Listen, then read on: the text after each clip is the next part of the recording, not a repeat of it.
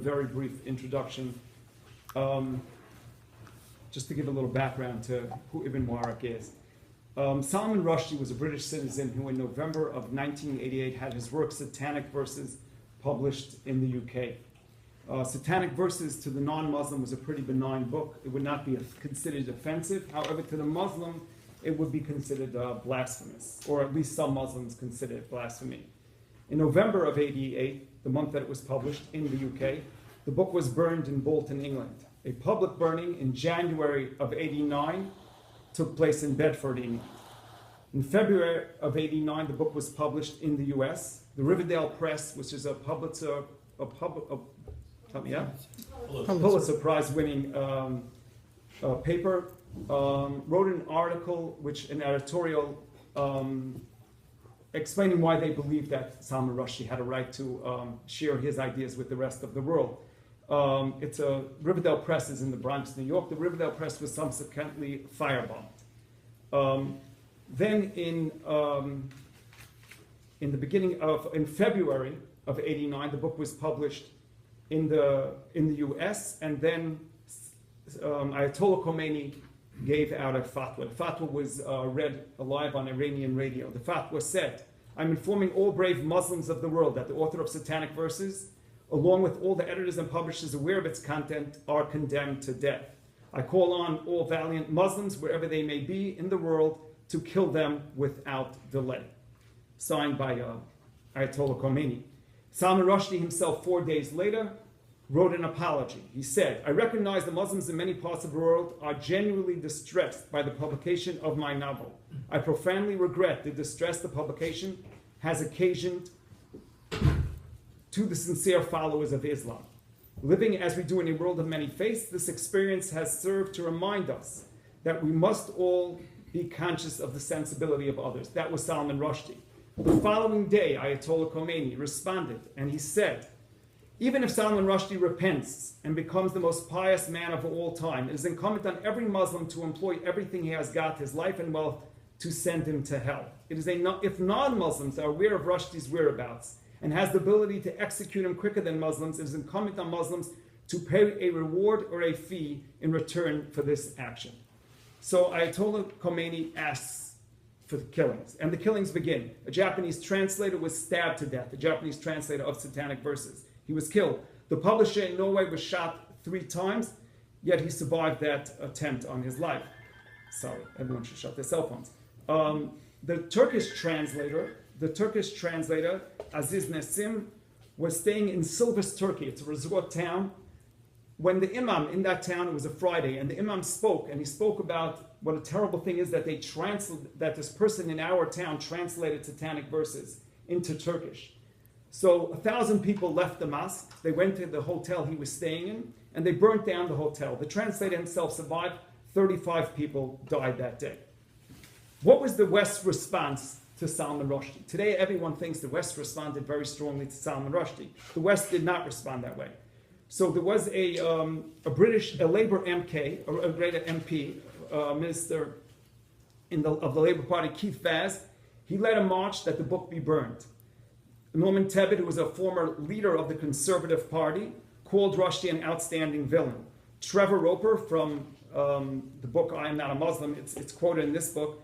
Trevor Roper, a famous professor, wrote, "I would not shed a tear if some British Muslims deploring his manners should waylay him, should attack him in a dark street and seek to improve him. If that should cause him thereafter to control his pen, society would benefit and literature would not suffer." So that was the response from British prime ministers and British professors. Here in the US, Jimmy Carter, former president of the United States of America, wrote in a New York Times editorial, after he said that the death sentence proclaimed by Ayatollah Khomeini is abhorrent. It's terrible, the death sentence. He then went on to say, while Rushdie's First Amendment freedoms are important, he called Rushdie's freedoms important, right, as I have something important to do today. He said, nevertheless, it is a direct insult to those millions of Muslims whose sacred beliefs have been violated and are suffering in restrained silence, the added embarrassment of the Ayatollah's irresponsibility. So Muslims were victims of both Rushdie's comments, Rushdie's book, and of Ayatollah's condemnation. This kind of intercultural wound is difficult to heal. Basically, he faults the President of the United States faults Rushdie for sharing his ideas, for expressing his ideas, and he said, even though he apologized if anyone was ever offended by it. So the West's response to this attack, to Islam's attack on Rushdie, gave birth to Ibn Warraq. Ibn Warraq did not exist before that time. Ibn Warraq, in 1993, in response to the West's response, wrote a book called Why I Am Not a Muslim. And the book was published in 1995. After that, Ibn Warraq wrote many other books, very scholarly works, such as Understanding the Quran, books of Leaving Islam, and the other side of the books are Why is the West the best? The West is the best, he proclaims. What Ibn Warraq's work and life work has been is that the world should stand proud of the ideals of the West. And it was the West, Ibn Warraq explains, it's not the West, as many liberals will say today, that created slavery. Slavery has existed since humanity began, but it's not an ill of the West. However, the West cured it. The West came about, and when he means the West, he means free democracies of the West, with the one who put an end to slavery. And as we saw during World War II, when free democracy went away, slavery came back. Women's rights, which didn't really exist before the West came about, starting with John Stuart Mills and maybe continuing on, was an accomplishment of the West. Great scientific accomplishments came from free democracies. People have, a quote from Ibn Warraq, people have been freed of their station in life by the West, as opposed to someone today, maybe who even grows up in India, he might be stuck where he is for the rest of his life. In the West, people are mobile. The West gives people freedom to become who they can become. So Ibn Warraq's work is to tell the world that the West doesn't really understand, the West is not behaving as though they are under attack of Islam. What does Islam want? And the West also is not proud of who they are. Maybe we'll have a different lecture, a different time.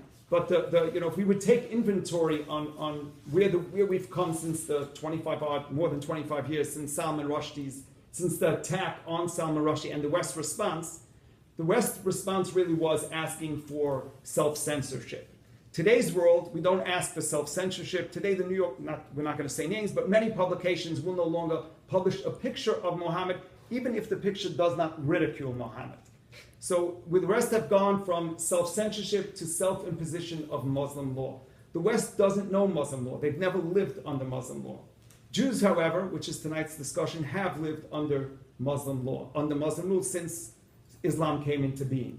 So tonight, Ibn will explain us what it was for this people, the people which everyone in this room is, or most people in this room are, the Jewish people, how it was living under Islamic law. Before Ibn begins his speech, I just want to share two very quick stories. In 1965, a young Ibn Warraq went to Israel.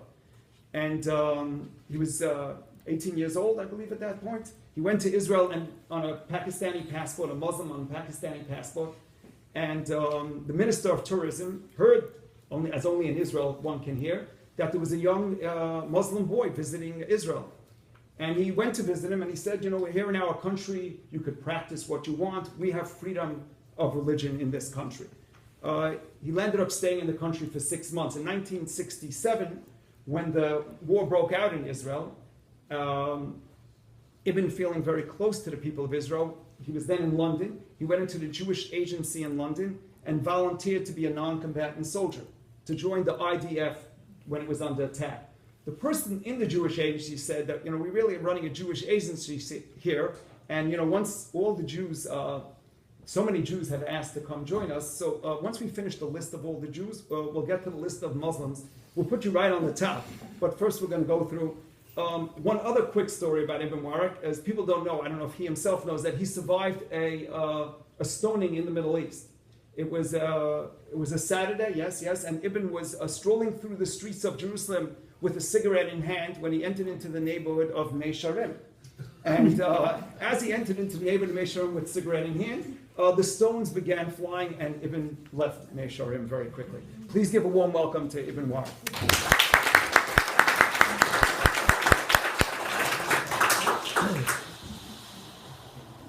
Well, thank you, Yossi, for that awesome introduction, and thank you for inviting me, and good evening to everyone. I'll begin with this rather curious phenomenon we're faced with. Anybody speaking critically of Islam is automatically censored, labeled an Islamophobe, and it is liable to be attacked, and so on. But the scholars have been also have not been very forthcoming, have not been very honest and critical in when looking at Islam. Islam seems to get a free pass. This sort of happened at the turn of the just after and just before and after the First World War. Western scholarship became totally uncritical and accepted the traditional Islamic version of events in Islamic history. But here in the issue of the treatment of Jews under Islam, I shall give three examples, modern examples, of how people have distorted the actual real plight of the Jews under Islam. Sir Stephen Runciman, in his very elegantly written 3-volume history of the Crusades, a work which held the field for many decades from 1950 onwards, summed up the Crusades in this way, quote, "Seen in the perspective of history, the whole crusading movement was a vast fiasco. The tenuous kingdom of Jerusalem and its sister principalities were a puny outcome from so much energy and enthusiasm. One of Pope Urban's expressed aims in preaching the Crusades was to find some useful work for the turbulent and bellicose barons who otherwise spent their energy on civil wars at home. The chief benefit obtained by Western Christendom from the Crusades was negative. Even more harmful was the effect of the Holy War on the spirit of Islam. Any religion that is based on an exclusive revelation is bound to show some contempt for the unbeliever. But Islam was not intolerant in its early days. Muhammad himself considered that Jews and Christians had received a partial revelation and were therefore not to be persecuted. The Holy War begun by the Franks ruined the good relations between Christians and Muslims. The savage intolerance shown by the Crusaders was answered by growing intolerance amongst the Muslims. The broad humanity of Saladin and his family was soon to be rare amongst fellow believers. By the time of the Mamluks, the Muslims were as narrow as the Franks. The harm done by the Crusades to Islam was small in comparison with that done by them to Eastern Christendom." End of quote. So, in other words, it's all the fault of the West. Until the wicked Crusaders came along, we had a period of tolerance and harmony and sort of interfaith utopia. Well, this is nonsense. Stephen Runciman seems to imply that it was Christian Crusaders who alone were responsible for not only the growing intolerance amongst the Muslims, but somehow also for the fading away of Muslim intellectual life and subsequent stagnation of Islamic culture. Since Sir Stephen argues that Islamic intolerance began after the Crusades, here are examples of the persecution of the Jews in Islamic lands before 1096. That's the date of the First Crusade. The massacre of more than 6,000 Jews in Fez, Morocco, in 1033. Of the hundreds of Jews killed between 1010 and 1013 near Cordoba and other parts of Muslim Spain. Of the massacre of the entire Jewish community of roughly 4,000 in Granada during the Muslim riots of 1066. Referring to the latter massacre, Robert Wistrich writes, quote, "This was a disaster as serious as that which overtook the Rhineland Jews 30 years later during the First Crusade, yet it has rarely received much scholarly attention."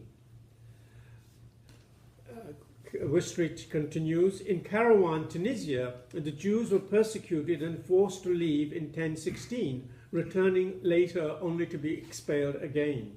End of quote. So, what of the putative culture of convivencia? That is the golden age of tolerance in Spain, before it is claimed it was destroyed by the intolerance of the Almohads. Unfortunately, the golden age also turns out to be a myth, invented ironically by the Jews themselves. The myth may well have originated as early as the 12th century, when Ibrahim ibn Dawood in his Sefer HaKabbalah contrasted an idealized period of tolerance of the Salons of Toledo in contrast to the contemporary barbarism of the Berber dynasty. But the myth took a firm grip on the imagination of the Jews in the 19th century, thanks to the bibliographer Moritz Steinschneider and historian Heinrich Reitz, and perhaps the influence of Benjamin Disraeli's novel Coningsby, published in 1844. Here is a passage from Disraeli's novel giving a romantic picture of Muslim Spain. Quote, "That fair and unrivaled civilization in which the children of Ishmael rewarded the children of Israel with equal rights and privileges with themselves. During this halcyon centuries, it is difficult to distinguish the followers of Moses from the votary of Muhammad.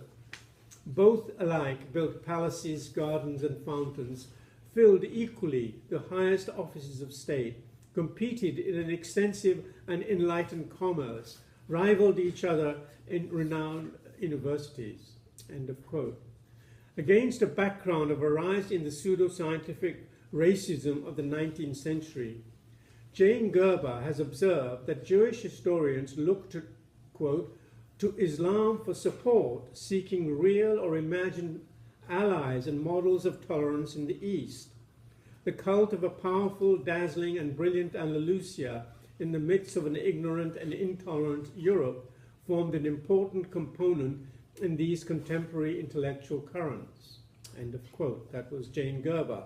But Gerber concludes her sober assessment of the Golden Age myth with these reflections.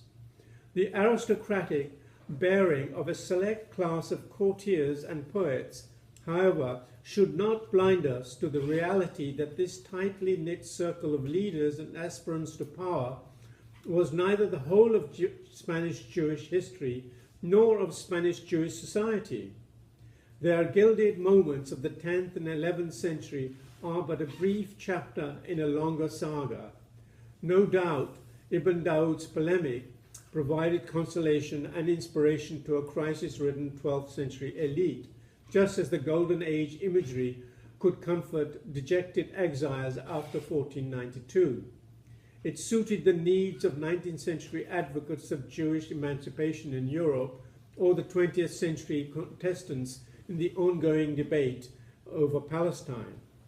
The history of the Jews in Muslim lands, especially Muslim Spain, needs to be studied on its own terms without myth or counter-myth.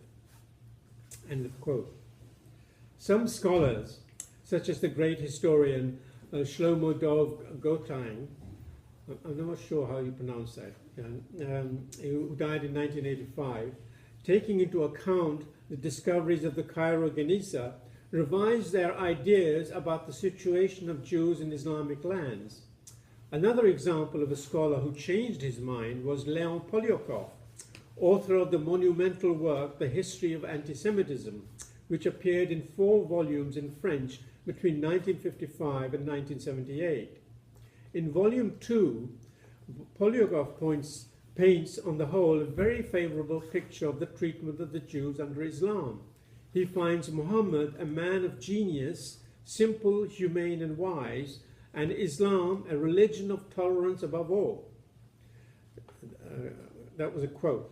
Astonishingly, Poliakov devotes a meager 2 lines to the persecution of the Jews.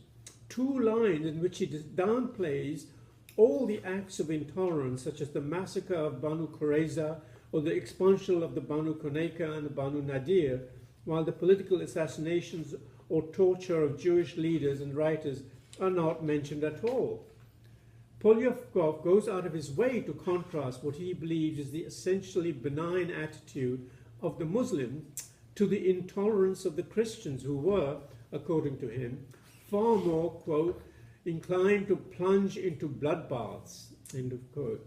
He really seems to have convinced himself that the Jews and Christians lived, on the whole, quote, peacefully and prosperously on all parts of the Islamic empire until our time. However, when he was in his 80s, he came into contact with the work of Bat-Yaw.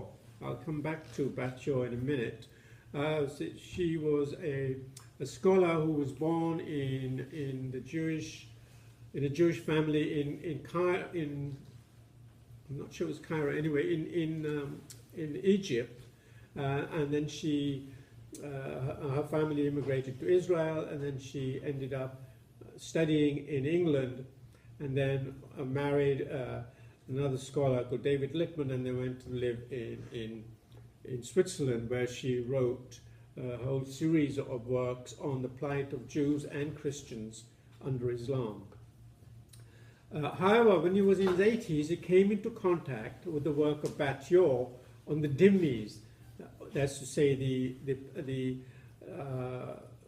the second-class citizens who are supposedly under kind of protection from Muslims, or the plight, persecution, and periodic massacres of non-Muslims under Islam, and changed his mind completely. Just a few weeks before his death in 1997, Polyakov agreed to write a preface to the French edition of my book, Why I'm Not a Muslim. Unfortunately, before he had finished his preface, Polyakov tripped on the stairs when coming down from his library, banged his head severely, and later died in hospital at the age of 87. That's one example. Okay, now second case of distortion of the reality. First was the Crusades, and then perhaps the Golden Age in Spain, and now we come to the example of Amartya Sen, a celebrated economist and winner of the Nobel Prize. Sen has in recent years written on subjects outside his normal area of research. Unfortunately, he seemed not to have bothered to check his history, something that would have been easy given the resources available to him. Let us look how Amartya Sen treats, for example, the myth of Maimonides. Sen tells us twice in his book Identity and Violence that, quote, when the Jewish philosopher Maimonides was forced to immigrate from an intolerant Europe in the 12th century, he found a tolerant refuge in the Arab world, end of quote. I do not know how to characterize this misinterpretation of history, willful, grotesque, dishonest, or typical. It is certainly an indication that in the present intellectual climate that one can denigrate Europe in any way one wishes, to the point of distorting history, without any of the distinguished scholars who blurbed the book raising an eyebrow. Ironically, the one reviewer who did object to Sen's potted history, which is tailored for interfaith dialogues, was Fuad Ajami in the Washington Post. Ajami reminded Sen that this will not do as history. Maimonides, born in 1135, did not flee Europe for the Arab world. He fled his native Cordoba in Spain, which was then in the grip of religious political terror, choking under the yoke of a Berber Muslim dynasty, the Almohads. Sorry, I should have made clear that's a quote from Fuad Ajami. Continue the quote from Ajami. Maimonides and his family fled the fire of the Muslim city-states in the Iberian Peninsula to Morocco and then to Jerusalem. There was darkness and terror in Morocco as well, and Jerusalem was equally inhospitable in the time of the Crusader kingdom. Sorry, I should really put my other glasses on, excuse me. Deliverance came only in Cairo. The exception, not the rule, is social peace maintained by the enlightened Saladin. End of quote. Moses Maimonides, Jewish rabbi, physician, and philosopher, was fleeing the Muslims, the intolerant Almohads, who conquered Cordoba in 1148. The Almohads persecuted the Jews and offered them choice of conversion to Islam, death, or exile. Maimonides' family and other Jews chose exile, but this did not bring any peace to the Jews, who had to be on the move constantly to avoid the all-conquering Almohads. After a brief sojourn in Morocco and the Holy Land, Maimonides settled in Egypt, where he was a physician to the Grand Vizier Al-Fadil, and possibly Saladin, that's disputed. Maimonides' The Epistle of the Jews of Yemen was written in 1172 in reply to inquiries by Jacob ben Nathaniel al-Fayyami, then head of the Jewish community in Yemen. The Jews of Yemen were passing through a crisis as they were being forced to convert to Islam, a campaign launched in about 1165 by Ibn Mahdi. Maimonides provided them with guidance and with what encouragement he could. The Epistle to the Jews of Yemen gives a clear view of what Maimonides thought of Muhammad the Prophet, the madman as he calls him, and of Islam generally. This is what Maimonides wrote, quote, "You write that the rebel leader in Yemen decreed compulsory apostasy for the Jews by forcing the Jewish inhabitants of all the places he had subdued to desert the Jewish religion, just as the Berbers had compelled them to do in the Maghreb," that's the Islamic West. "Verily, this news has broken our backs and has astounded and dumbfounded the whole of our community, and rightly so, for these are evil tidings, and whosoever heareth of them, both his ears tingles," quote from Samuel. "Indeed, our hearts are weakened, our minds are confused, and the powers of the body wasted, because of the dire misfortunes which brought religious persecutions upon us from the two ends of the world, the east and the west, so that the enemies were in the midst of Israel, some on this side and some on that side," quote from Joshua. Maimonides, end of quote, that was directly a quote from his letter. Maimonides points out that the persistent persecution of the Jews by the Muslims amounted to forced conversion. Quote, "The continuous persecution will cause many to drift away from our faith, to have misgivings or to go astray, because they witnessed our feebleness and noted the triumph of our adversaries and their dominion over us." Maimonides continues, "After him arose the madman, who emulated his precursor since he paved the way for him. But he added the further objective of procuring rule and submission, and he invented his well-known religion." End of quote. Many medieval Jewish writers commonly refer to Muhammad as Hamashuga, or the madman. And Maimonides points to one of the reasons for the Muslim hatred of Jews. Quote, "Inasmuch as the Muslims could not find a single proof in the entire Bible, nor a reference or possible allusion to their prophet, which they could utilize, they were compelled to accuse us, saying, 'You have altered the text of the Torah and expunged every trace of the name of Muhammad therefrom.' They could find nothing stronger than this ignominious argument." That was Maimonides. Maimonides notes the depth of Muslim hatred for the Jews, but he also remarks on the Jewish tendency for denial, a feature that he insists will hasten their destruction. "Remember," he says, "my co-religionists, that on account of the vast number of our sins, God has hurled us in the midst of the people, the Arabs, who have persecuted us severely and passed baneful and discriminatory legislation against us, as Scripture has forewarned us. Our enemies themselves shall judge us." That's from Deuteronomy. Maimonides continues, "Never did a nation molest, degrade, debase, and hate us as much as they. Although we were dishonored by them beyond human endurance and had to put up with their fabrications, yet we behaved like him who is depicted by the inspired writer.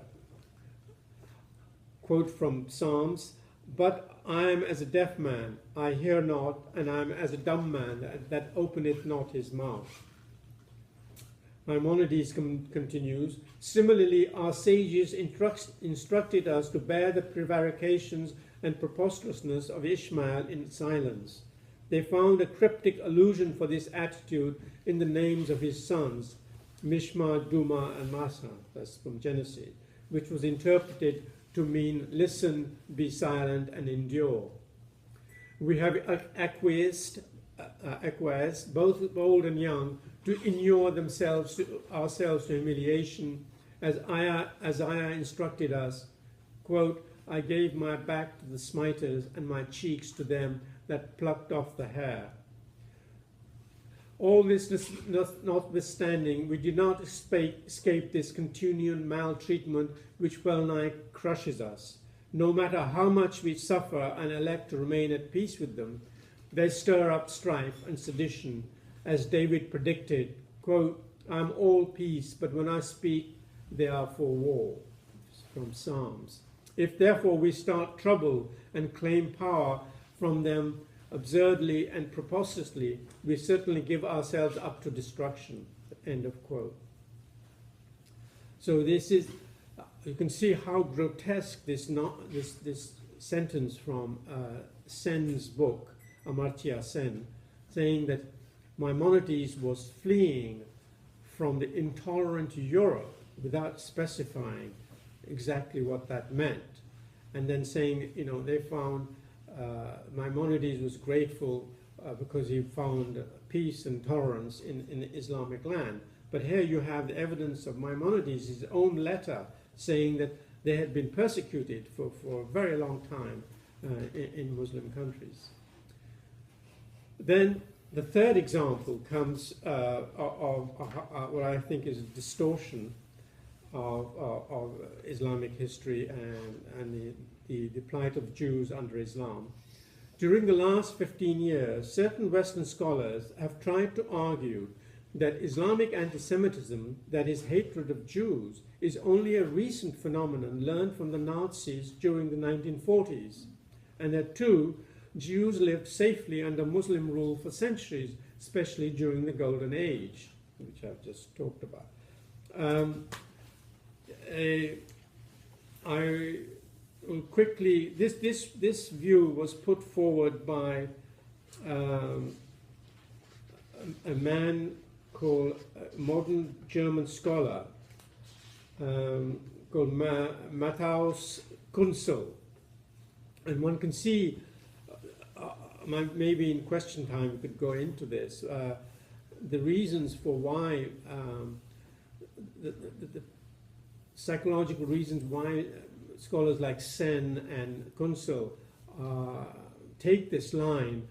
For example, very quickly, Amartya Sen, is from India, and he does not wish to create friction between the different communities, because any wrong statement, wrong phrase, wrong unfortunate timing, and this could lead to riots and with hundreds of people dead. So he has to be very careful what he says.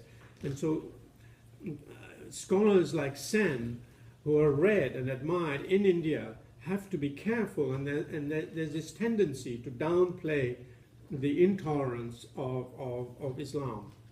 Same thing with Kunzel. Kunzel is German, and he feels guilty, and he wants to do mea culpa the whole time about the Nazi past. So everything in the modern anti-Semitism in Islamic lands must be from the Nazis, but the reality is totally different.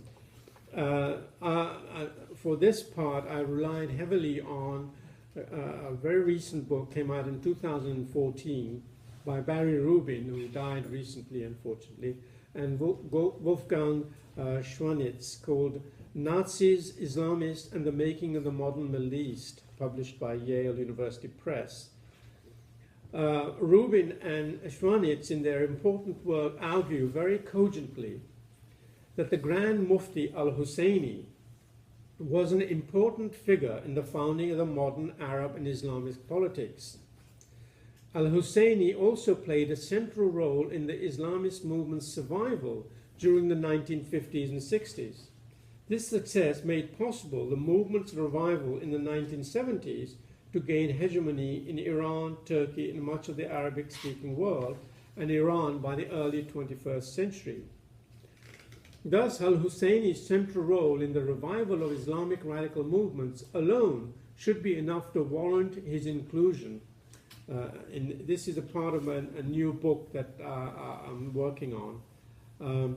But al-Husseini is also important for his collaboration with the Nazis, which has been misinterpreted by some recent scholars such as Kunsel in his book called Jihad and Jew Hatred, Islamism, Nazism, and the Roots of 9/11, which came out in 2009.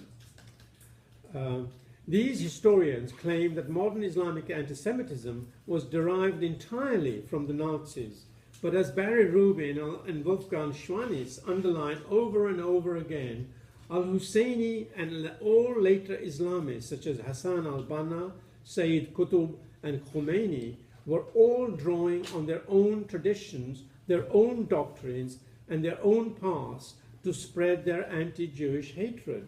They did not have to learn it from the Hitler and the Nazis. Al-Husseini advocated, quote, genocide even before the Nazi government did so. Husseini's 1937 pamphlet, Appeal to All Muslims of the World, urged them to cleanse their lands of the Jews, and it was translated into German in 1938.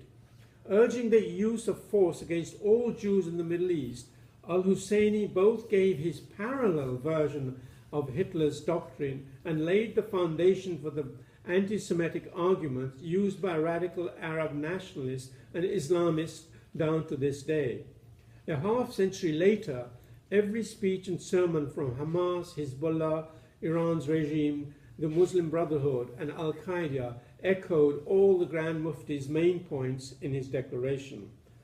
End of quote. That was from Barry Rubin's book.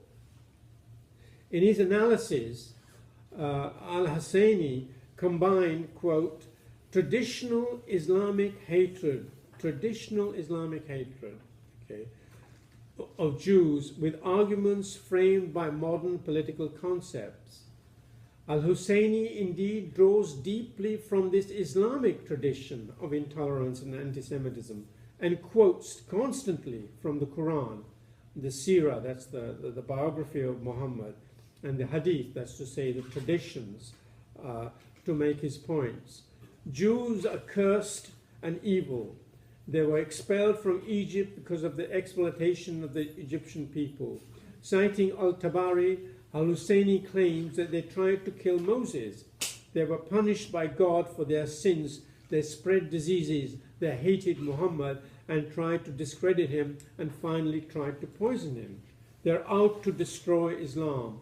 The Mufti's diatribe ends with these words, quote, I present to my Muslim brothers in the entire world the history and the true experience which the Jews cannot deny. The verses from the Quran and Hadith prove that the Jews have been the bitterest enemies of Islam and continue to destroy it. Do not believe them. They know only hypocrisy and guile. Hold together. Fight for Islamic thought. Fight for your religion and your existence. Do not rest until your land is free of the Jews. Do not tolerate the plan of division, for Palestine has been an Arab land for centuries and shall remain Arab. End of quote. And then as Rubin and Schwanitz point out, quote, this is Rubin and Schwanitz, it is wrong to see al-Husseini and his fellow radicals as merely importing European anti-Semitism, all being influenced by the Nazis. There are two groups' ideas developed in parallel from their own histories and political cultures. Al-Husseini and other radical Arabs and Islamists were not merely seeking to please Hitler, but fully believed these doctrines. The two sides came together on the basis of both common interests and similar worldviews. That's Barry Rubin and Schwanitz. How are we doing for time? Look, we're 20 minutes in. Okay.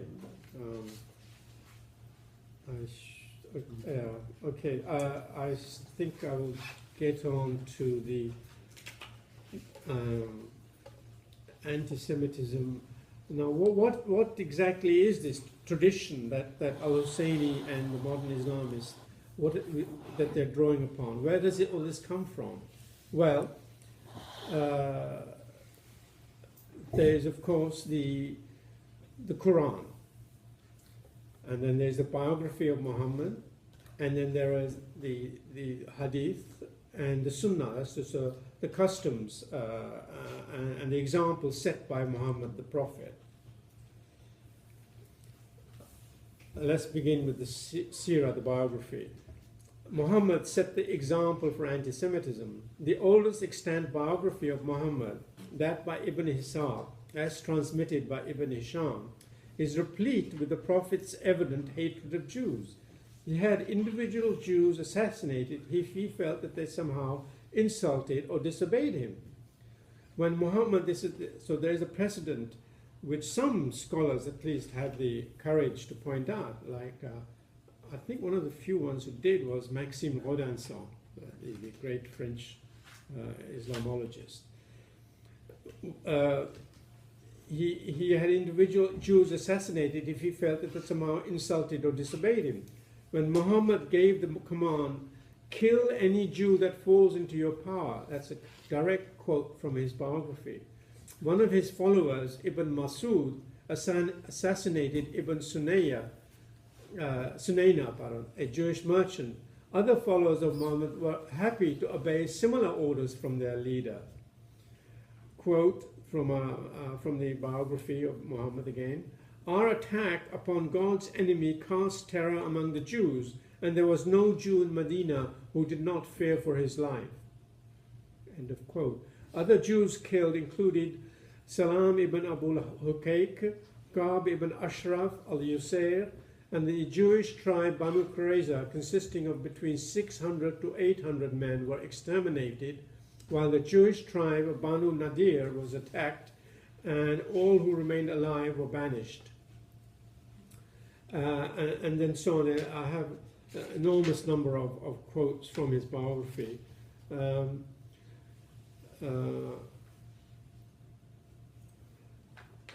Let's go on to let's move on to the Quran itself. After September the 11th, 2001, many Muslims and apologists of Islam glibly came out with the following Quranic quote to show that Islam and the Quran disapproved of violence and killing. Surah 5, verse 32. "Whoever killed a human being shall be looked upon as though he had killed all mankind." End of quote. Unfortunately, these wonderful sounding words, which come from a pre-existing Jewish text, the Mishnah, 4th division, are being quoted out of context, for the very next verse offers quite a different meaning from that of verse 32. Here is verse 33. "That was why we laid it down for the Israelites, that whoever killed a human being, except as a punishment for murder or other villainy in the land, shall be looked upon as though he had killed all mankind. And whoever saved the human life shall be regarded as though he had saved all mankind. Our apostles have brought them veritable proofs, yet it was not long before many of them committed great evils in the land. Those that make war against God and his apostle and spread disorder shall be put to death or crucified or have their hands and feet cut off on alternate sides or be banished from the country." End of quote. This is verse 33. The supposedly noble sentiments of the first verse, taken from a Jewish source, are entirely undercut by the second verse, which has become a murderous menacing by Muhammad of the Jews. Far from abjuring violence, these verses aggressively insist that any who oppose the Prophet will be killed, crucified, mutilated, and banished. And then then I have a whole series of quotes. I mean, I could go on a whole lecture on this. I'll give you some, just a few from the Quran.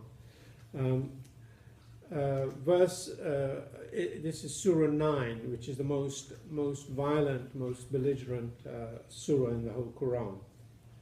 Verses 29 to 35, quote, "Fight against such of those to whom the scriptures were given as believe neither in God nor the last day. Who do not forbid what God and his apostles have forbidden, and do not embrace the true faith, until they pay tribute out of hand and are utterly subdued. The Jews say Ezra is the Son of God, while the Christians say the Messiah is the Son of God. Such are their assertions, of which they imitate the infidels of old. God confound them, how perverse they are. They make of their clerics and their monks and of the Messiah, the Son of Mary, lords besides God, though they were ordered to serve one God only. There is no God but him. Exalted be he above those whom they deify besides him. It is he who hath sent forth his apostle with guidance and the true faith to make it triumphant over all religions, however much the idolaters may dislike it. O you who believe, lo, many of the Jewish rabbis and the Christian monks devour the wealth of mankind wantonly and debar men from the way of Allah. Those who hoard up gold and silver and spend it not in the way of Allah, unto them give tidings of painful doom." End of quote. The moral of all the above is clear. Islam is the only true religion. Jews and Christians are devious and money-grabbing, who are not to be trusted and even have to pay a tax in the most humiliating way possible. And so on. I won't go on. I have page after page, and this is the same thing. This is followed by the same attitude in the commentaries on the Quran. Hundreds of commentaries right from the beginning, and they just re-emphasize what is there in the Quran. And the Ibn Kathir, Baidawi, and so on. And this is also true of what actually happened in Islamic civilization. I often think it's very useful to think of Islam as three parts. There's Islam 1, Islam 2, and Islam 3. Islam 1 is what is in the Quran. Islam 2 is what the theologians have constructed out of what is in the Quran and the Hadith, perhaps the sayings of Muhammad. And Islam 3 is Islamic civilization, the equivalent of Christendom. That's to say, what Muslims actually did do as opposed to what they should have done. Okay, so all three have been guilty of, in other words, anti-Semitism in the Quran, in the Hadith, in the Sirah, and there's anti-Semitism in Islamic law. It's enshrined in the Sharia. Non-Muslims altogether are second-class citizens. They're dhimmis. Okay, and then the Islamic civilization and the whole of the history of Islamic civilization is punctuated with the massacre of Jews throughout the centuries. I gave you some examples earlier.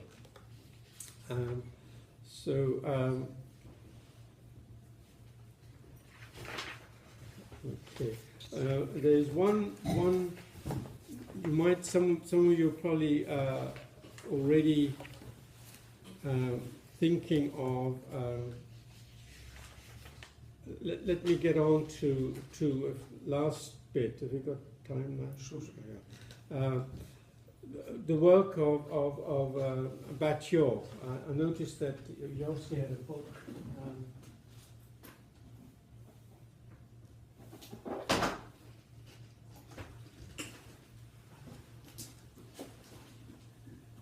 This is she's written several books on the plight of Jews and Christians, the decline of Eastern Christianity, Eurabia, the Euro-Arab axis, and so on. And the most famous one is just called the Dhimmi, I think. Yes, the Dhimmi, the Jews and Christians under Islam. And she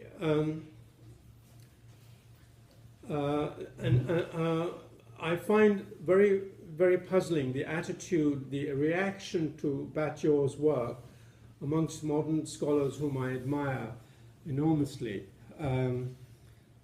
I just don't understand what the hostility is to her work. Basically, all she does is just irrefutable. She has irrefutable. First part of her book is always the same, follows the same pattern: a general introduction, and then second part of the book is primary source materials, quotes from travelers, from Arabic law books, from eyewitness accounts, from Muslims, from Jews themselves, and so on. They're primary source material. It's not just speculation. It's really well documented. There's no way you can get around the wealth of documentation that Batior has put together, and yet I find it very puzzling. People I admire, like Bernard Lewis, for example, he's still alive. He's 100 years old. I've got to know him in recent years, but he tends to disregard Batior's work, because he also wrote a book on the Jews of Islam, and he tends to place the Islamic intolerance in the starting with the 18th century. So he tends to romanticize or downplay the persecution of the Jews before then. I don't understand why, because you cannot. I don't know how you can bypass the documentation put together by Batior. And this is true in general. For example, Jacques Ellul, French Protestant scholar, wrote the preface, but it was the book. I had the same experience, incidentally. This book was going to be reviewed in Le Monde. My book was supposed to be reviewed in Le Monde by no less a figure than Maxime Rodinson, and they were hoping that in both cases, in this case and in my book, that the book would be criticized heavily, but much to their chagrin, Maxime Rodinson loved my book, and they were rather shocked that Jacques Ellul had even written a preface to this book. So this is what Jacques Ellul said. In a response to a review, I received a very strong letter from a colleague, a well-known Orientalist, informing me that the book was purely polemical and could not be regarded seriously. In other words, Batior's book. His criticisms, however, betrayed the fact that he had not read the book, and the interesting thing about his arguments was that they demonstrated, on the contrary, the serious nature of this work. First of all, he began with an appeal to authority, referring me to certain works whose scholarship he regarded as unquestionable, those of Professor Gautier, Lewis, and Stillman. End of quote. Well, so, but if you actually look at the works of people like Stillman, you will see that they do not back up those who refuse to look at the Batior work. In other words, they were assuming that people would not bother to look it up. But if you look up the books that were referred to by this man who objected to the book, you will see that they do not back up his story. They actually back up Batior's version of events, and so on. I have a whole series of quotes I really want to get on to. Same thing happens with Lewis. Bernard Lewis, he downplays the persecution before the 18th and 19th century. Anyway, I want to end with the famous Pact of Umar. Okay, some of the disabilities of dhimmis, that's to say people protected under this under Islamic law, are summarized in the Pact of Umar, which was probably drawn up in the 8th century under Umar Abdul Aziz, who ruled between 717 to 720.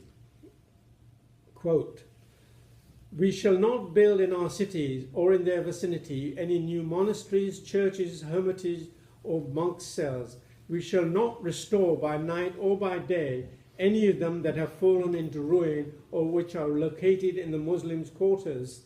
We shall keep our gates wide open for the passerby and travellers. We shall provide 3 days' food and lodging to any Muslim who pass our way. We shall not shelter any spy in our churches or in our homes, nor shall we hide them from the Muslims. We shall not teach our children the Quran. We shall not hold public religious ceremonies. We shall not seek to proselytize anyone. We shall not prevent any of our kin from embracing Islam if they so desire. We shall show deference to the Muslims and shall rise from our seats when they wish to sit down. We shall not attempt to resemble to the Muslims in any way. We shall not ride on saddles. We shall not wear swords or bear weapons. We shall not sell wine. We shall clip the forelocks of our head. We shall not display our crosses or our books anywhere in the Muslim thoroughfares or in their marketplaces. We shall only beat out clappers in our churches very quietly.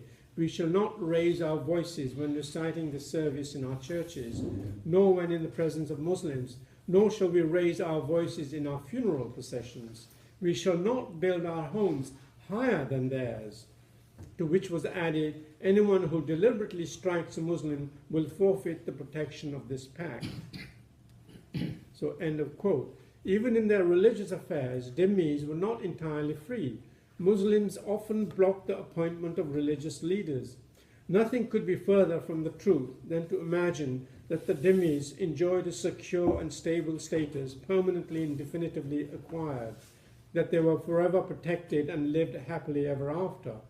Contrary to this picture, perpetrated by Islamic apologists, the status of dhimmis was very fragile indeed and was constantly under threat.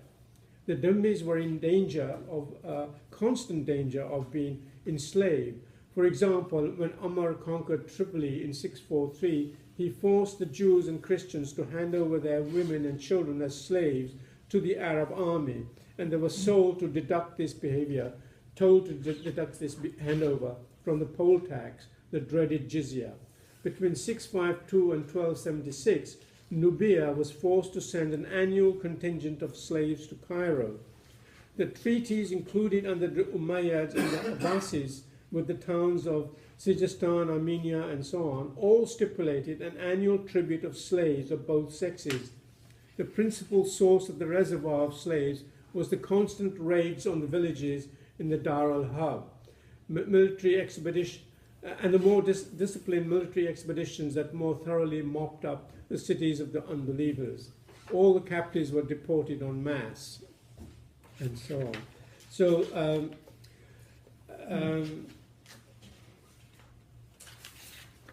I will now just quickly, how are we doing? All right.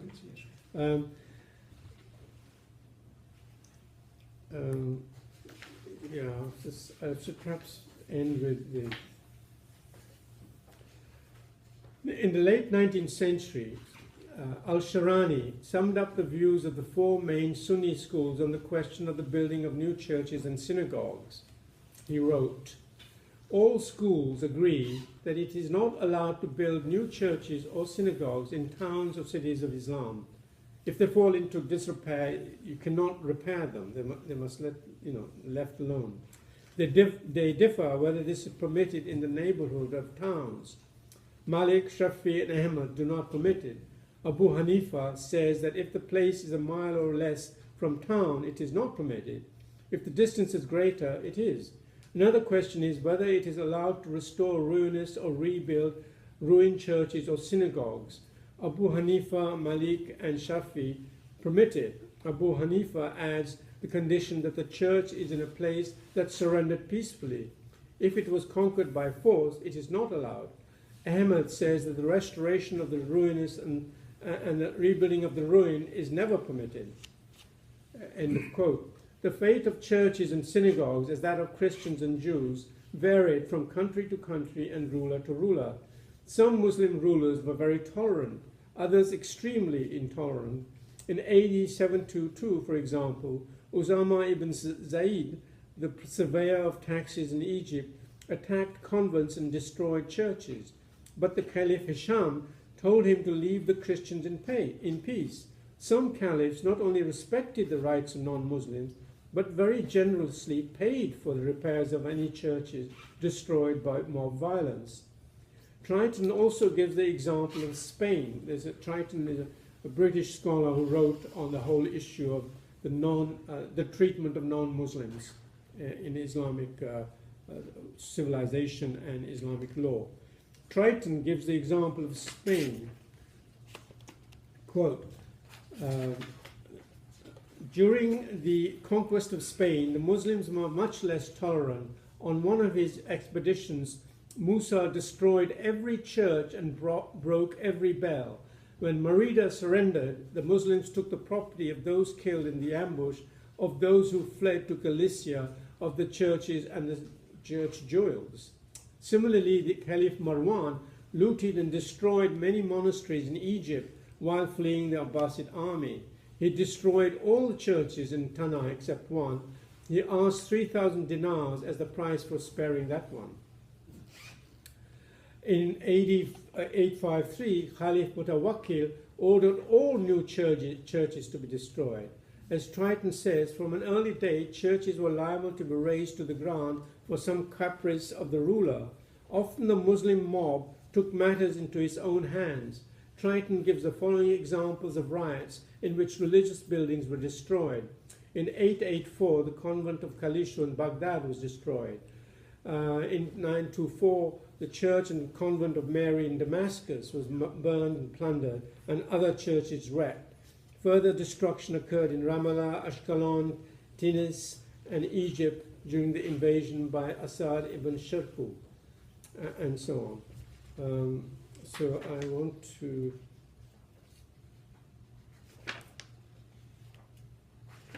cut all this and come to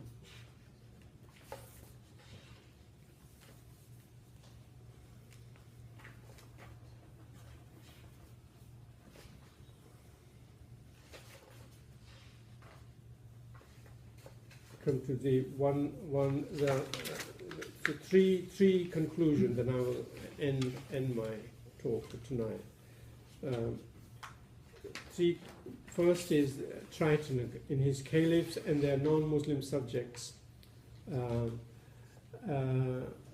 He concludes, the Caliph Mutasim bought the monastery at Samarra that stood where he wanted to build his palace.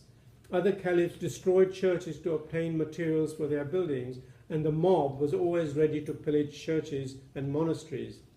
Though dhimmis might enjoy great prosperity, yet always they lived on sufferance, exposed to the caprices of the ruler and the passions of the mob. The episode of Al-Hakim, an absolute religious fanatic, must be regarded as the freak of a madman and not typical of Islam. But in later times, the position of the dhimmis did change for the worse. They were much more liable to suffer from the violence of the crowd, and the popular fanaticism was accompanied by an increasing strictness among the educated. The spiritual isolation of Islam was accomplished. The world was divided in two classes, Muslims and others, and only Islam counted. There were brilliant exceptions, but the general statement is true. If a Muslim gave any help to the religion of a dhimmi, he was to be summoned thrice to repentance, and then, if obdurate, he was put to death. Indeed, the general feeling was that the leavings of the Muslims were good enough for the dhimmis. Second summary conclusion from another great scholar, C.E. Bosworth, summed up the status of the dhimmi, the non-Muslims.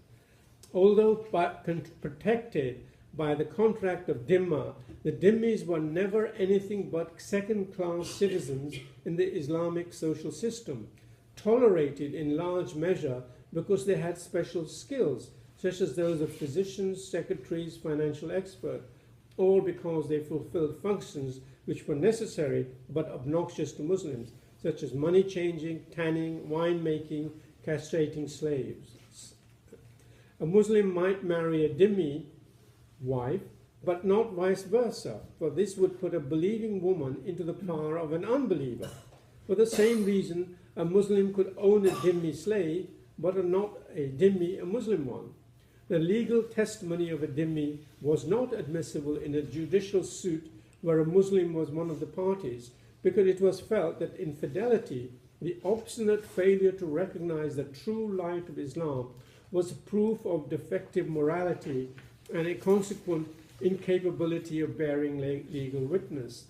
In the words of the Hanifi jurist Sarakshi, the word of a dishonest Muslim is more valuable than that of an honest dhimmi.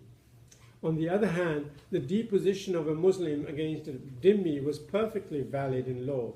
It was further held by almost all schools of Islamic law that the diya, or blood money, payable on the killing of a dhimmi was only 2/3 or half of that of a free Muslim.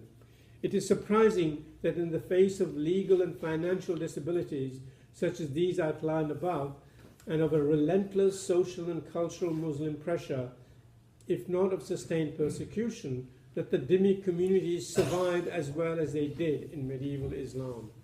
And the last, final one, is from Batyor herself. She writes, "These examples are intended to indicate the general character of a system of oppression sanctioned by contempt and justified by the principle of the inequality between Muslims and dhimmis.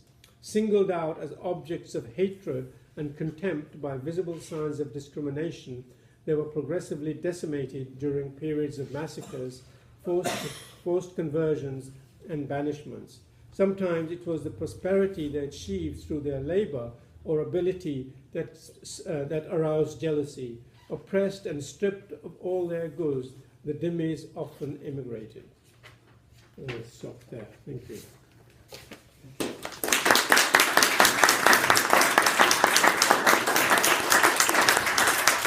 Any questions? Yeah, sure. This is Dr. Hoffman. Okay, sorry. Thank you very much for the wonderful talk. Just with regards to what you mentioned about Bernard Lewis, Yeah. As you probably know, he's a Turkologist and a specialist in Turkey and pretty much a denier of the Armenian genocide. And he's always expressed views on part of Turkey's side, Turkey's behalf. Absolutely. It's also interesting to note, I don't totally disagree with what he says about starting the 18th century. In medieval times, as you noted, from Spain all the way to Yemen, even in Iran, the violence against the Jews paled with regards to the violence committed by the Christians throughout the medieval times in Europe. The 1648, the riots, the Crusades, as you mentioned, Right. in numbers, it paled in numbers, Right. with Grenada and with the tribes in Saudi Arabia, or what's Right. today called Yemen.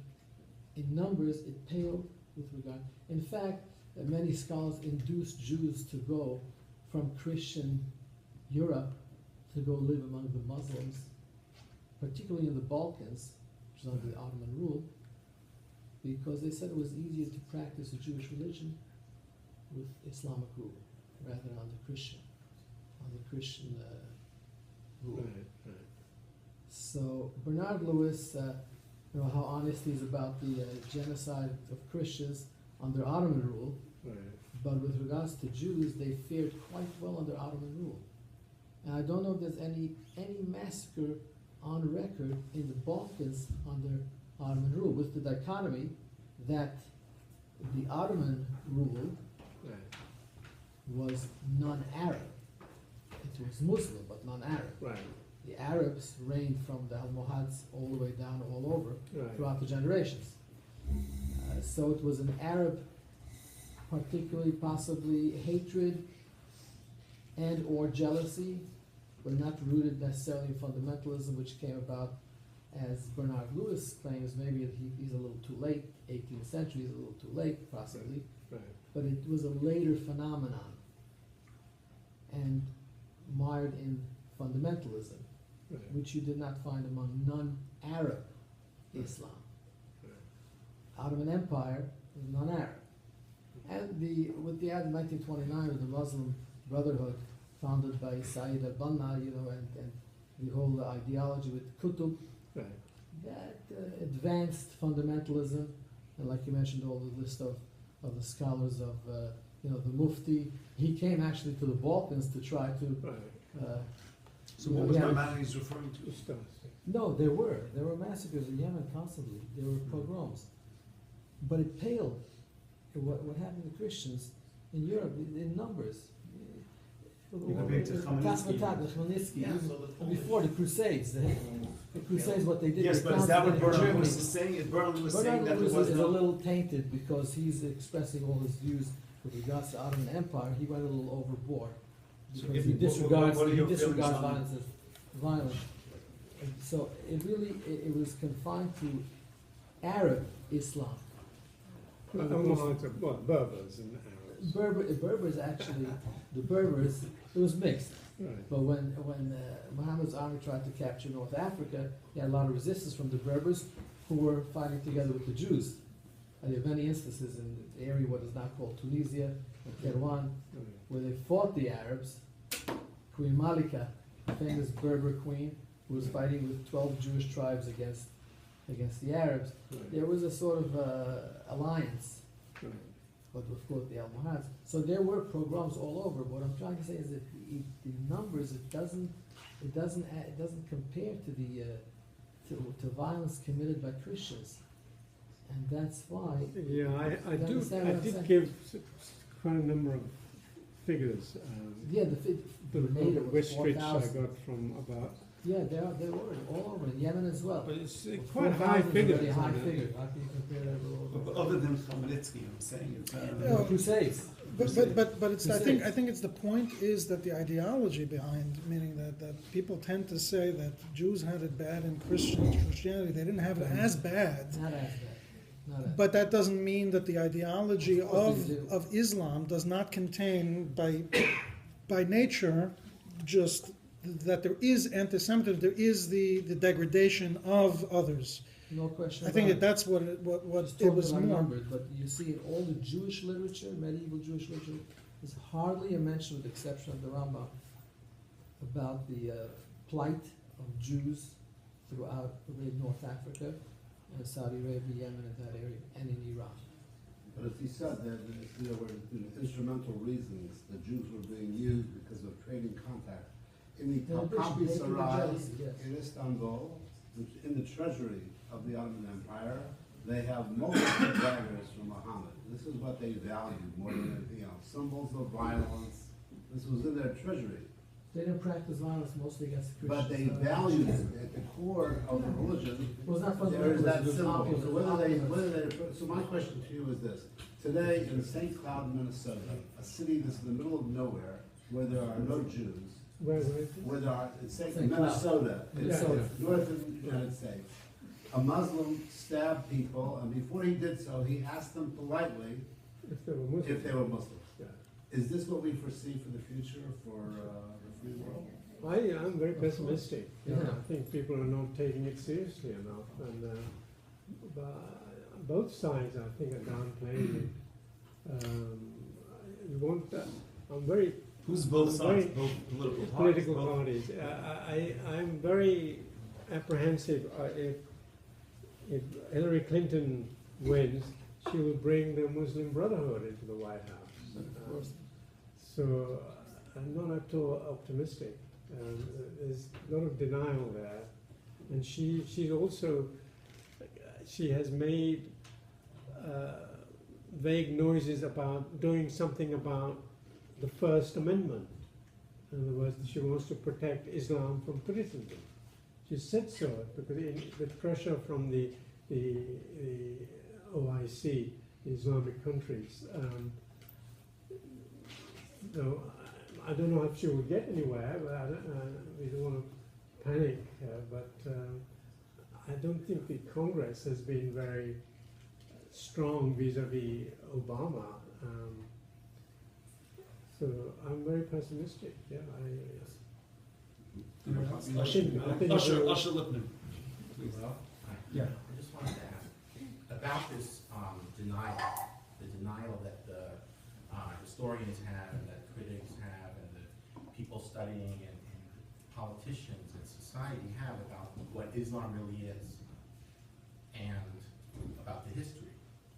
I could understand that Jewish writers and Jews would have this denial and disbelief. You know, although nowadays you don't see it openly as much, but you see it Israel Shalom Achshav, the piece now that want to believe that the Palestinians want peace.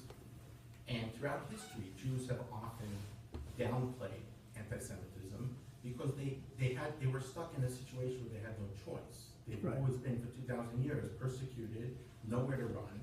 And so, you know, some people went into just their religion, and others tried to assimilate and tried to believe that if we only appease, then we'll survive. My question is, Western civilization as a whole has not gone through that, and although there have been historically small communities, and the Coptics now under ISIS, but historically, right now, the West is so much more strong than the Arab world. Why is there this tendency, this need to apologize? Why don't we fight back and just say the truth? If Iran says they want to destroy Israel and America, they mean it. And let's just not put up with it, and let's exert our strength. Why are they afraid? Why do you think there's this phenomenon that's this fear of upsetting the Muslims?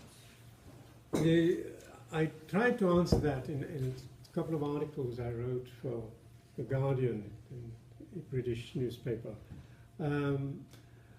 It's the whole trend in Western history since the Second World War.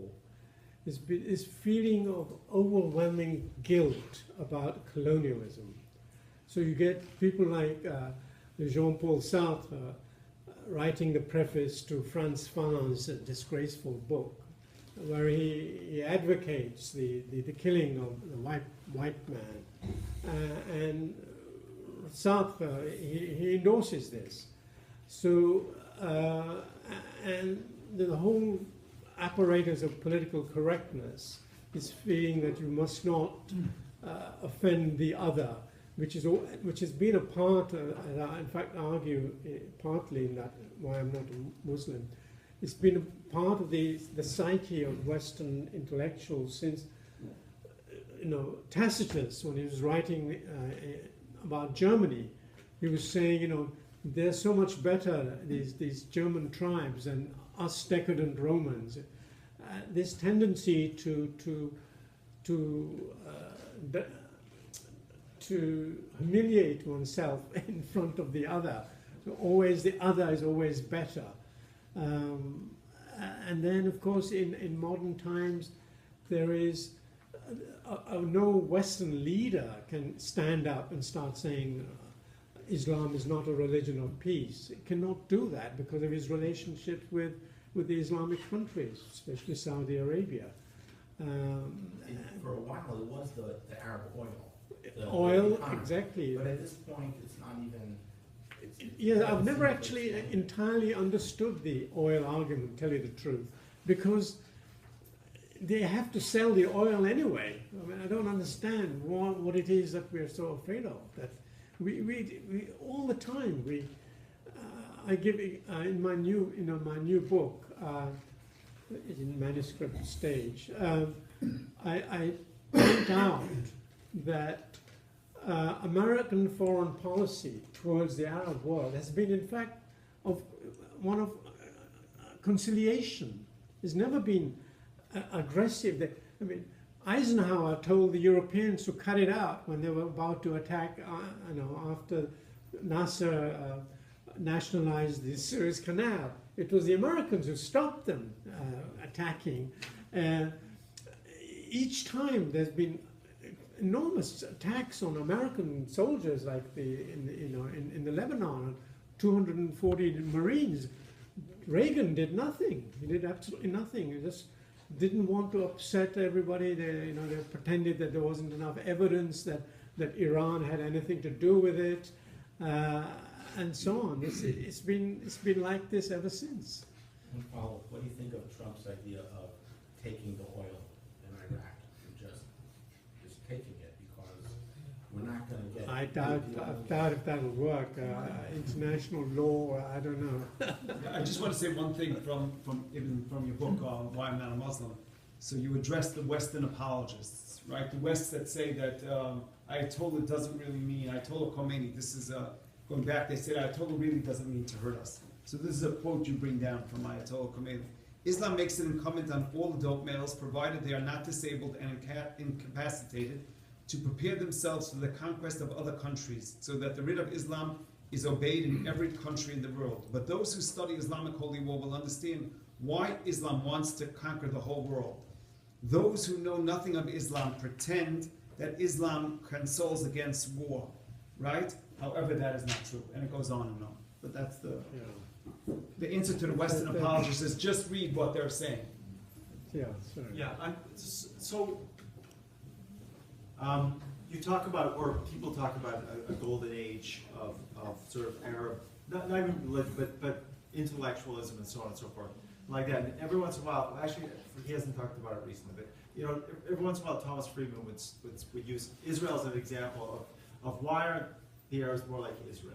And and he would say that Arabs are sort of stuck in 600 years ago, and they thought we were great once upon a time, but were they even great once upon a time? Is there something? I mean, was there a religion sort of driving something in the culture that we talk about Arab science, Arab math, all these things, but did they kind of peak and then for years they haven't really done anything? It's when I talk a little bit about it in that book as well. The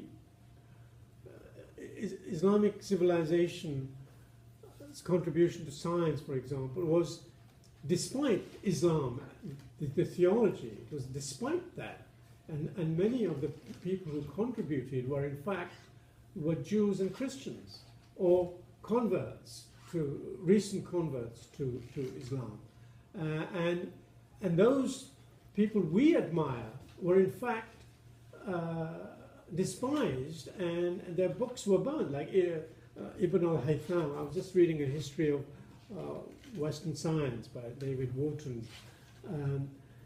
It's possible that Ibn al-Haytham's book, the 11th century, may have influenced, for example, the Renaissance theories of perspective. But Haytham's books were burned in his own country. He was not appreciated. He was persecuted. And then somebody like Al-Ghazali, in his book, he attacks all the people that we admire in the West, Averroes, because they were all influenced by Greek philosophy. And that was suspect in the eyes of people like Al-Ghazali. They said Greek rationalism was a great danger to the faith. So it didn't come from the religion? No, not at all. Yeah. Looking at Iran and its quest for nuclear weapons, two questions. Do you see Iran sticking to the deal going forward for the next many years? And secondly, notwithstanding Israel's second strike capability from a nuclear standpoint, do you see the Iranian Muslim world as ready to risk their entire country to destroy Israel, or would they never do that? Would they never go forward? I can't predict. I really have no idea. Anything is possible. But you're right. That at the moment, I was at a small gathering at a friend's apartment, and one of the speakers there was an expert on Israeli security, and he'd worked with the Israeli security force, Mordechai Kedar. He now teaches at a university in Jerusalem. He was talking to some people who had defected from Iran, and they said that they were absolutely petrified of Israel. They were terrified that Israel was going to attack. They really, they were trembling. They had no confidence in their own. So there's a lot of saber rattling, but we mustn't be too complacent. I mean, I'm pretty sure Israel is not complacent about that. The Israeli, they know what they're up against. So yeah, we should take it seriously. And one of my favorite quotes from somebody who was in his 90s, who was a survivor of the Holocaust, and some journalist asked him what sort of philosophy have you distilled from your years of contemplation? So he thought for a minute, and he says, when somebody tells you he's going to kill you, believe him. That was, so I think Israel is quite capable of attacking, but I suspect, I don't know what, I really, I'm not very strong on geopolitics. I really don't know what options they have. Will they play it out? Will they wait until the next American administration to do something? Will they? What I really wanted to get from you, I understand where your specialty is. The psychology of Islam, or the Iranian strain of Islam, Right. would it allow them to risk their country if simply because they're able to destroy Israel, or in their quest? If they feel that they're able to do it, they will. Yes. It's just they're not Even afraid. though they would risk their own country. Yes. No, they are quite prepared to go up with it all, because that's part of their apocalyptic vision of yeah. There's a very good book. Oh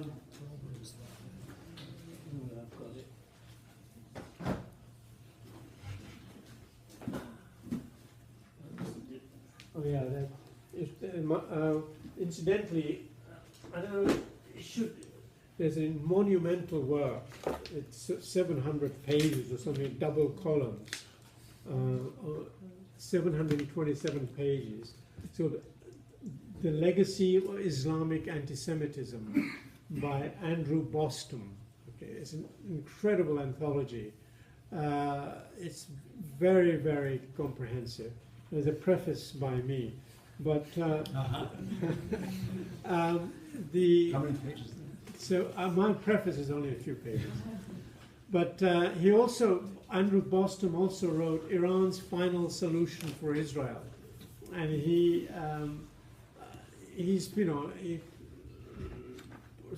lays out the argument that we must take them seriously, and they're not just being rhetorical.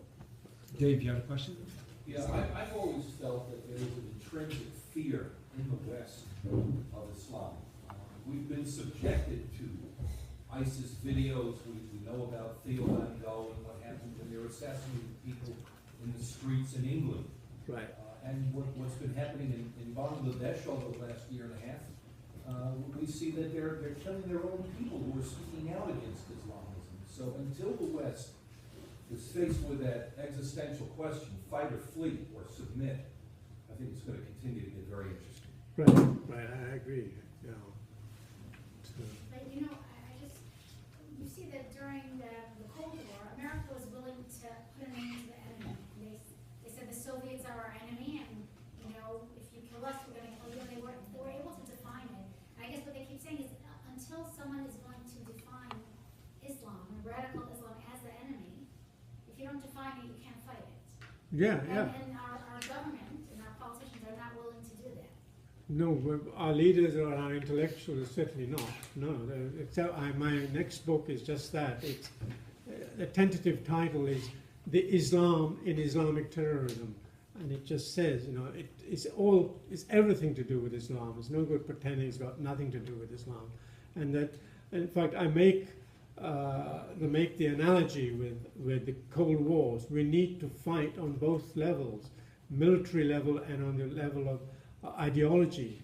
It's war of ideas as well. So there are parallels with the Cold War. Yeah.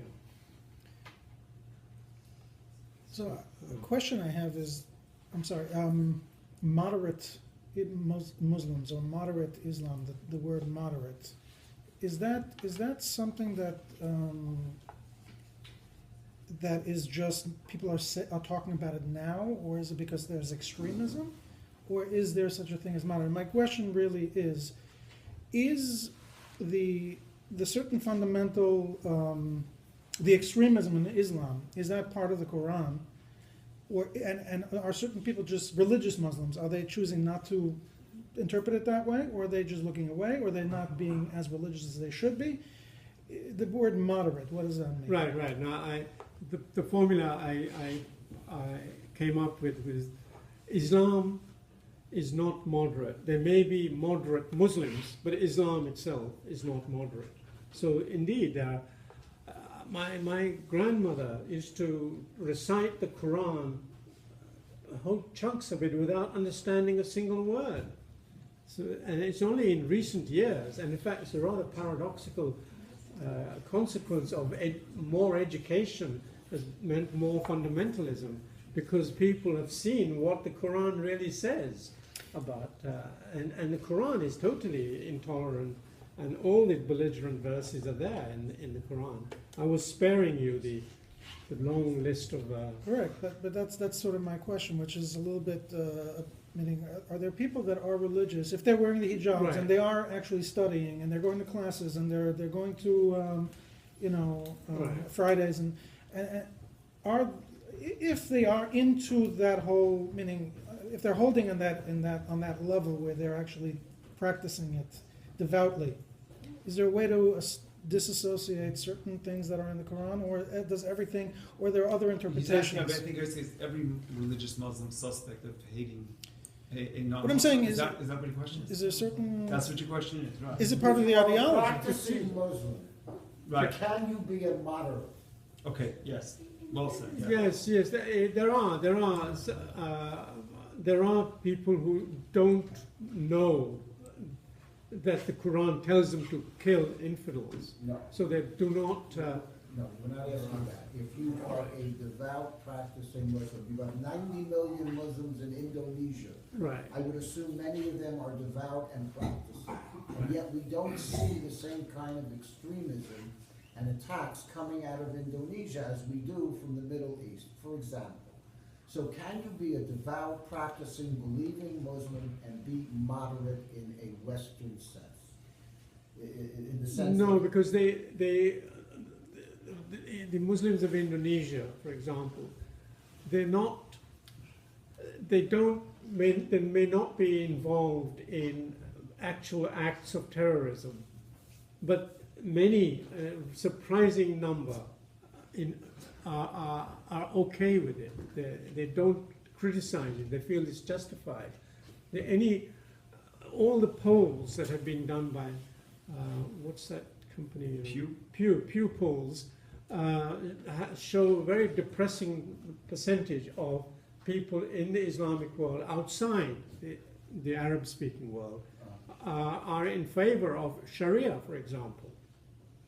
So it is a real problem, intrinsic problem to do with Islam. Sarah. What's the draw? Why are there many people who do not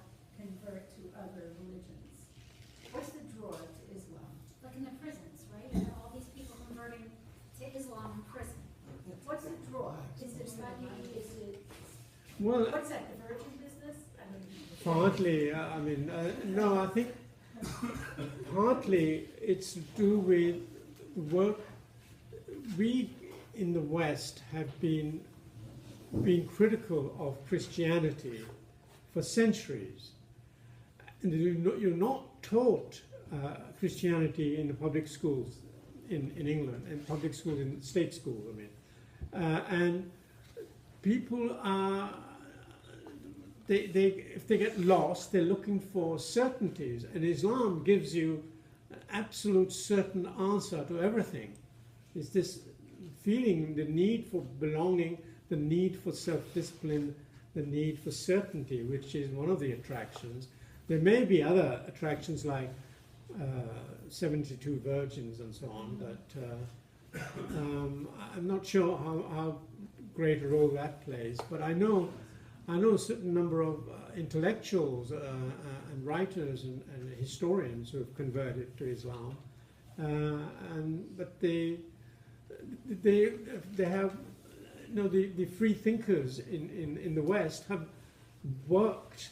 Their criticisms have sort of bitten deep into them, and Islam has been spared that. So they don't have to. They don't believe. They don't feel that they have to believe in the Trinity or miracles of Jesus or so on, and they feel that Islam is a little bit more rational, but it's not. In fact, it is also full of miracles, but ostensibly it seems to be more rational than Christianity. Why do you think it is that the West today is more tolerant? Is it the democracy? Is it it's not Christianity, because Christianity wasn't too tolerant. Is it just the secularization? Or, in other words, what could happen in Islamic lands that would correspond to what happened in the West that would make them more tolerant? Oh, yeah, exactly. I think one of the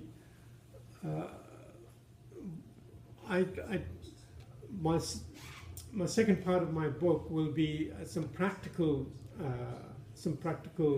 proposals as to what can be done instead of abstractions. One of the things one can do, and this has, apart from being intrinsically a moral good, is to help and to support, and which the present administration has not done, is the Christians in Islamic countries.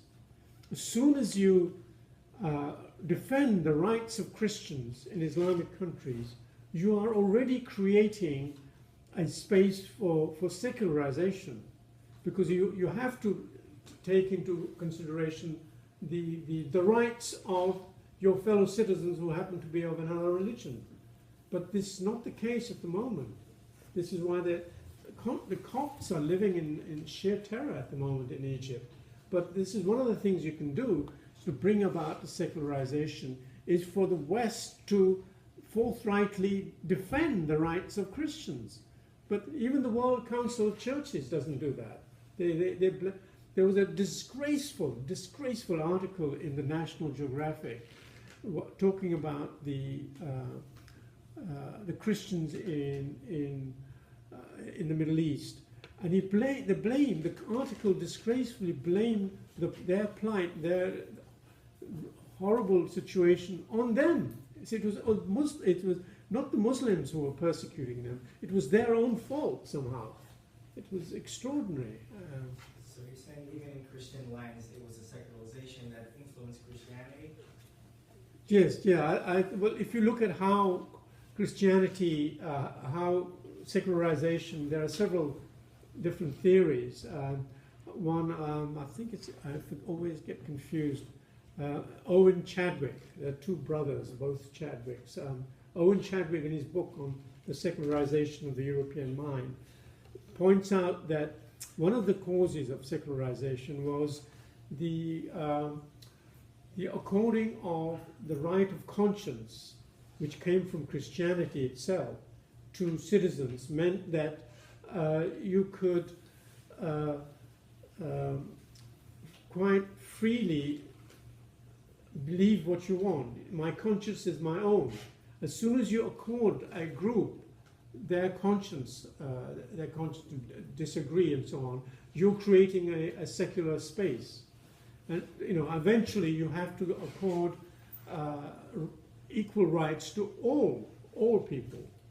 This is a slow secularization. Turkey is a democracy to some extent. It doesn't seem to work in there. It seems to be No, Turkey. It was a kind of no. It was the army keeping the Ataturk legacy alive for a certain extent, but not sure it was a real democracy. Anyone else? Let me free.